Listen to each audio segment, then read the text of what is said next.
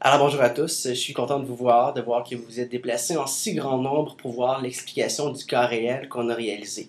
Tout d'abord, je me présente, mon nom est Lisandre Lamotte, je vous présente mon collègue Francis Langelier et Michael Grenier. Alors, ensemble, nous formons l'équipe des Roumains ponctuels. Alors, l'équipe des Roumains ponctuels a été fondée le 6 septembre 2012 à 13h30 très exactement, et nous sommes tous des étudiants en communication sociale. Une des particularités que nous avons, c'est que nous apprécions particulièrement les hommes barbares en sueur portant des shorts et des gants, comme le jeune homme qu'on voit juste ici sur l'écran. Alors, l'organisation que nous avons choisie pour le cas réel, c'est l'organisation du Caron Aigué.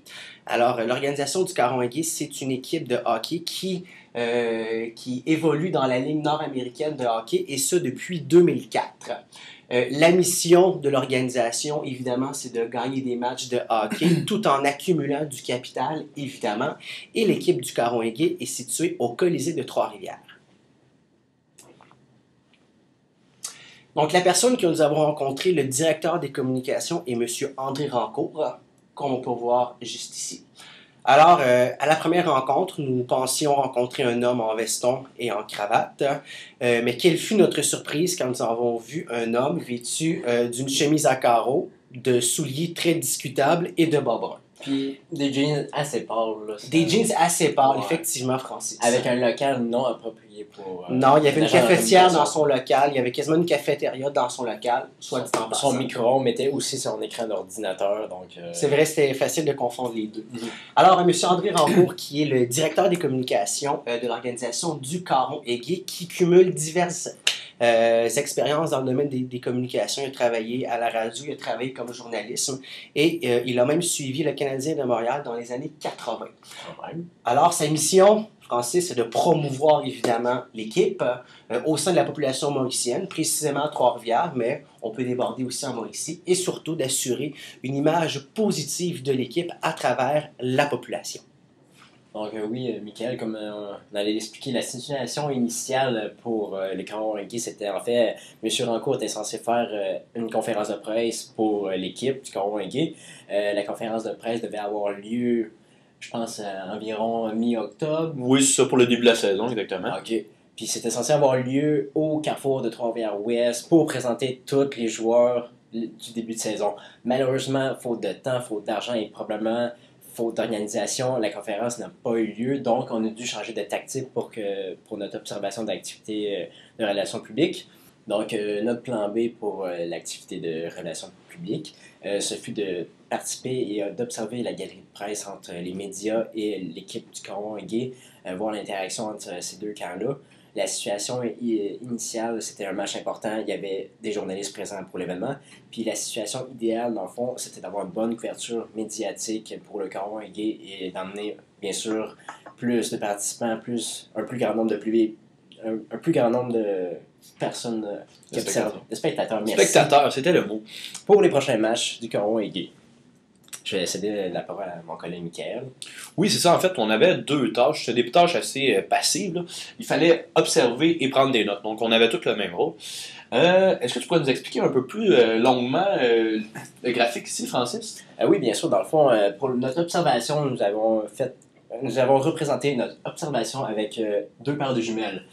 Les jumelles Olsen qui portent des jumelles chacune. Donc, ça fait 4 paires de jumelles, je ne me trompe pas. En fait, ça fait 2 paires de jumelles, donc 4 jumelles. Ah oui, merci. C'est ça? Oui. OK, excellent. Et également, ce qu'on a fait pour s'inspirer, pendant qu'on prenait des notes, on écoutait le film Notebook. On l'avait sur un petit iPod pendant le match. Là. Oui. Ça fut très inspirant. Très inspirant, en effet. Donc sinon, au niveau de l'observation, en fait, ça s'est divisé en trois phases. Donc avant le match, pendant le match et après le match. Avant le match, on est allé sur la galerie de presse, donc M. Rancourt nous a fait visiter un peu les lieux. Il nous a également présenté à l'autre directeur des communications de l'équipe adverse. Ensuite, on est allé visiter... On a rencontré le coach de l'équipe. Oui, l'assistant entraîneur. On est allé près de la chambre des joueurs du Caron Aigué. On n'a pas pu rentrer, mais c'était quand même correct avec nous. Là, on comprenait que le principe que les joueurs voulaient se concentrer avant le match. On a vu par contre l'équipe de thérapeutes s'occuper des joueurs. Donc on a vu un peu l'ambiance d'avant-match. On a eu le technicien pour l'équipement en fait. Là, aussi, oui, exactement. Et ensuite, en fait, avant que le match commence, on est allé manger. Oui, peux-tu parler un peu de la nourriture? Malheureusement, oui, nous sommes allés manger. Oui. Donc, oui, pour la nourriture, Mickaël et moi, nous avons testé la cafétéria du Caron Gay. Qu'est-ce qu'on a pris, Mickaël? Écoute, on a pris chacun un hot dog et une frite. Oui, exact. Les hot dogs étaient passables. C'était correct. C'était pas fameux, mais c'était passable. Les frites, par exemple, c'est non acceptable. C'est non acceptable. Les frites de la cafétéria de l'université sont au moins 2 fois meilleures. Là. Oui. De pied de qualité, sincèrement. Là, c'est une qualité médiocre. Là. J'ai vraiment été déçu. Là. Le ketchup n'aidait pas à la situation. Non. Puis l'intérieur des frites était vide, la texture était moite. Et le service était très lent également. Oui. Ça nous a pris une éternité. En fait, on a choisi la mauvaise file, faut spécifier. Il y a eu un mauvais plan de com pour choisir la file, malheureusement. Oui, mais vraiment. Quand même, c'est du fast-food, ça fait pas rapide. Non, comme ça. Absolument pas. Non. Bref, c'est ce qu'on a fait avant le début du match. Et alors, pendant le match, ce qu'on a fait, en fait, c'est on a observé vraiment le travail de M. Rancourt. Donc, premièrement, on a observé sa relation avec les journalistes, qui était très bonne d'ailleurs. C'est une interaction qu'il y avait. Également, on a vu, pendant le match, à chaque fin de période, il fallait qu'il prenne des notes. Donc, il faisait son communiqué de presse. On dit un communiqué de presse, mais c'est plutôt un résumé de match. On va en parler un petit peu plus longuement plus tard. Donc, à chaque fin de période, il fallait qu'il écrive un peu là-dessus. Et également, après la deuxième période, en fait, il y a un joueur pendant la deuxième période qui s'est blessé. Donc, ça faisait partie du travail de M. Rancourt d'aller s'informer sur sa blessure pour faire un compte-rendu aux journalistes. Donc, il prenait ça en note pour son communiqué, je pense. Exactement. Et également, après le match qu'on a fait, on est allé près de la chambre des joueurs. On a assisté M. Rancourt qui avait organisé une petite conférence de presse ou une entrevue avec l'entraîneur-chef. Donc, on est en compagnie des journalistes et de M. Rancourt pour cette partie. Donc, maintenant, je laisse la parole à M. Lisandre Lamotte qui va vous parler des résultats observés. Alors, les résultats qu'on a observés suite à notre observation sur la galerie de presse, par la suite, il y a eu deux écrits qui ont été publiés sur les sites Internet de 2 médias distincts, soit l'Écho de Trois-Rivières qui a fait un article passablement élogieux pour le Caron Gay et un autre article qui a passé sur le site Internet d'un quotidien à Chicoutimi. Donc, petite couverture médiatique, somme toute, étant donné qu'il y a seulement 2 articles qui ont été écrits. Et il faut spécifier aussi que le communiqué de presse, soit dit en passant, plus un résumé de match, a été mis sur les sites Internet. N'est-ce pas, Mickaël? Oui, pour le point, l'évaluation générale de l'activité, dans le fond, la couverture médiatique, ça a été moyen, ça a été correct.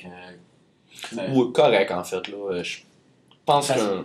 Dans le fond, l'événement a été traité par seulement 2 médias. C'est pour ça qu'ils ont dit que c'est correct.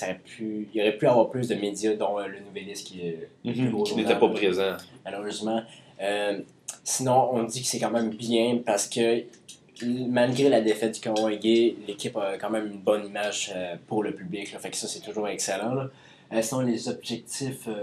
Qu'est-ce qu'on pourrait dire là-dessus, Mickaël, les objectifs? Au niveau des objectifs, en fait, l'objectif principal est d'avoir vraiment plus de gens au cours des prochains matchs, mais je dirais pas que ça s'est avéré si vrai, là. On peut pas vraiment l'évaluer de cette façon. Ouais. Et en fait, le début de saison du Caron Gay n'aide pas non plus la cause, puisque ça va pas nécessairement si bien que ça. Donc, c'est peut-être un peu ce qui explique. Il y a d'autres facteurs que ce match en soi, là. Mais pour ce match-là, je crois que l'objectif, au moins pour ce match-là, a été rempli. Là. Il y avait beaucoup de spectateurs et les spectateurs étaient remplis d'énergie. Fait que ça, c'est toujours, c'est toujours positif pour l'équipe. Surtout en plus qu'ils ont perdu. Fait que je pense que pour cet aspect-là, au moins, ça fut une réussite. Ensuite, tu vas nous parler de l'évaluation. Oui, en fait, c'est ça. On peut parler un peu des éléments à améliorer. Naturellement, le Nouvelliste, pour moi, c'est inconcevable. En fait, pour nous, c'est inconcevable que le Nouvelliste n'était pas là. C'est le plus gros journal de la région, donc il faut qu'on en traite. Qu'on traite du Caron Gay, ça assure vraiment une bonne couverture médiatique. Ou sinon, également, une chose peut-être qui serait améliorée, justement, le communiqué de presse, en soi, avait beaucoup de fautes d'orthographe, beaucoup de fautes de français. C'est inconcevable. Donc ça va être quelque chose à améliorer. Et également pour les journalistes. Là, C'est pas intéressant de recevoir un communiqué professionnel avec des fautes. Là. Fait que ça, c'est vraiment un élément à améliorer. Puis peut-être revoir la formule du communiqué de presse. Oui, en fait, c'est pas la structure qu'on a appris dans notre cours de relations publiques. Non. Absolument pas. Et également, une autre chose, le communiqué de presse est envoyé le lendemain matin. Et ça, naturellement, pour les médias, c'est pas intéressant de le publier à ce moment-là, puisque les gens veulent la nouvelle le plus rapidement possible. Donc ça, c'est un autre élément à vraiment améliorer. Ou sinon, au niveau des éléments inspirants, sa relation avec les journalistes était vraiment incroyable. Et M. Rancourt est un homme là, vraiment sympathique au plus haut point. Ou sinon, élément inspirant, il a quand même bien protégé son organisation lorsqu'il est allé s'informer sur la blessure, la nature de la blessure du joueur du Caron Aigué. C'était une bonne chose à faire. Donc, il a bien protégé son organisation. Alors, pour terminer, on a une petite charade pour vous. C'est tout un plaisant en fin d'oral de faire ça. Oui. Donc, quels sont les deux éléments que vous voyez? Michael, je te dirais une brocheuse. Une brocheuse, ouais, avec des dates, là. Oui. Et l'autre? On dirait. C'est-tu du foin? Ouais. Exactement. Si Je suis pas on fermier. si on connecte les deux. Ça ferait. Une brocheuse de ferme. Là. Vous êtes Une broche à foin. Broche à foin, exactement. L'organisation du Caron Aigué nous a montré, en fait, je dirais pas que l'organisation est broche à foin, mais le travail au niveau des communications est un petit peu broche à foin. Ça, c'est un terme qui est un peu méchant. Mais ça, c'est selon surtout notre observation. Oui, notre On n'a observation. pas été là pendant des heures, mais c'est selon ce qu'on a vu cette période. C'est seulement si les efforts sont pas mis, les résultats vont pas être là. Exactement. Vont pas suivre, malheureusement. Fait que...